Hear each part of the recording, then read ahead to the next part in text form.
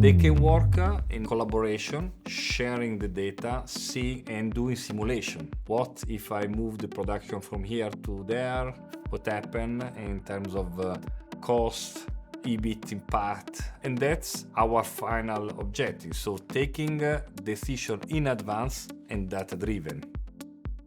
There is this fallacy that there is a trade-off between economic growth and sustainability, or between profitability and sustainability, or between purpose and sustainability. And that's not really anymore the case. I think there's an increasing evidence that you cannot achieve one without the other.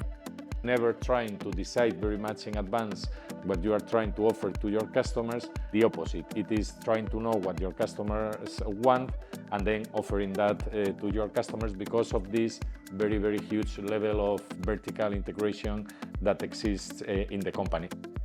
So with IBP, what we are achieving now is one single source of the truth. Everyone aligns behind one number, with the ultimate accountable for IBP being the general manager. So you take now the power out of the functions and give it to the general manager to run the business as she or he sees fit, which is unbelievable.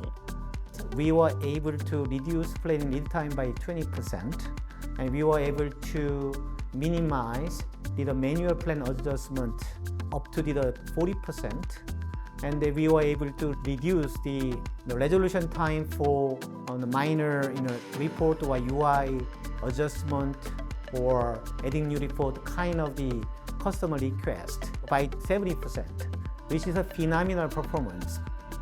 What we're calling the brain of the enterprise, the planning system, that has to become the number one value creating and technology enabler in the enterprise. That's what we think will happen over the next 10 years. The companies that get on that bandwagon and differentiate themselves in planning and decision making will be the most valuable companies of the future. So the decisions which are taken by the logistics team already are kind of processed by the engine a priori. They obviously validate it and then it feeds into our execution engine for the truck building or shipments and so on and so forth. So that's what the workbench kind of allowed our team to move the same day order fill rate and we're happy to share the last month we actually achieved a 98.5% OFR, same day OFR for all our SKUs sold in the decorative paint business. What really exceeded my expectation was the level of collaboration and the level of engagement that Online brought to the team. Just if you think about demand planning, right? You have 400 plus sales people, managers, directors, logging in the tool and then enriching the forecast and then collaborating with our supply chain planning team. Yeah!